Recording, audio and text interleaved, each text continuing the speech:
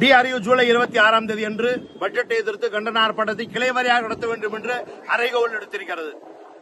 பட்ஜெட்டில் நாம் எதிர்பார்த்த அனைத்து விஷயங்களும் நிராசையாக முடிந்துள்ளது. 8வது சம்பள கமிஷனுக்கான அறிவிப்பு என்பது வரவில்லை.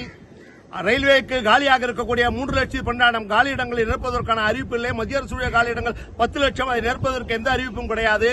அதேபோல் ரயில்வேக்கு 2.62 லட்சம் கோடி என்பது பட்ஜெட்டுடைய ரிவர்ஸ் எஸ்டிமேட் மதிப்பாக ஒதுக்கப்பட்டிருக்கிறது. இது கிட்டத்தட்ட 1 லட்சம் கோடிக்கு மேல் டே டு டே அஃபேர்ஸுக்கே சரியாகிவிடும், செலவுகளுக்கே சரியாகக்கூடிய ஒரு நிலை என்பது ஏற்படும். இதில் பாதுகாப்பு கருவிகள் வாங்குவதற்கு, கவாச் பொருத்துவதற்கு போன்றவற்றிற்கான சேஃப்டி ஐட்டங்களுக்கான முன்னுரிமை என்பதோ அல்லது பழைய பேக்லாக் டிராக் ரினிவல்களை எல்லாம் புதுப்பிக்க வேண்டும் என்பதற்கோ, பழைய சிக்னல்களை மாற்றுவதற்கான பணம் ஒதுக்கோ, கூடுதலான நிதி ஒதுக்கீடுகளில் லோக்கோ பைலட்டுகளுடைய வேலை நேரத்தை குறைப்பதற்கான அறிவிப்பு என்பது ஏதும் கிடையாது. அது மட்டுமல்ல, SRMU பத்திரிகையில் வந்த செய்திகளை வைத்து இறுதிக்கட்ட போர் GPS என்று OPS கோரிக்கையை கழுவி விட்டு GPSக்கான போராட்டம் நடத்தினார்கள். ஆனால் இந்த பட்ஜெட்டிலே அந்த NPS-க்கான அறிவிப்பு பற்றி ஏதுமில்லை.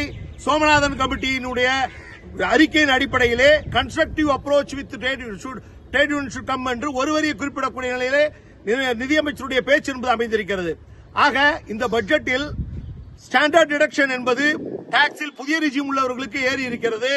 ஆனால் பழைய ரிஜிம் உள்ள டாக்ஸ் பேயர்களுக்கு ஏதும் ஒரு அனா பைசா கூட உயர்வோ விலக்கோ என்பது இல்லாத நிலை என்பது ஏற்பட்டிருக்கிறது. அதேபோல் வேலைவாய்ப்புக்கான வழிவகைகள் ஏதும் இந்த பட்ஜெட்டில் செய்யப்படவில்லை.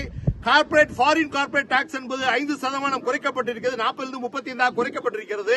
அதேபோல் தொழிலாளர்களுக்கான எந்த விதமான கூடுதல் வசதிகளோ சலுகைகளோ இந்த பட்ஜெட்டில் ஏற்படுவதாக அறிவிக்கப்படவில்லை.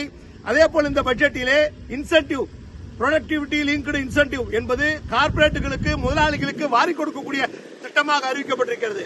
கிட்டத்தட்ட 70 லட்சத்திற்கு மேற்பட்டோர் ஆண்டுக்காண்டு வேலைவாய்ப்பை தேடி வரக்கூடிய நிலையிலே 20 லட்சம் பேருக்கு ட்ரைனிங், இன்டர்ன்ஷிப் ட்ரைனிங் என்று கூறுவது ட்ரைனிங் முடிந்தவர்கள் வீட்டுக்கு அனுப்பக்கூடிய நிலை என்பது ஏற்படும்.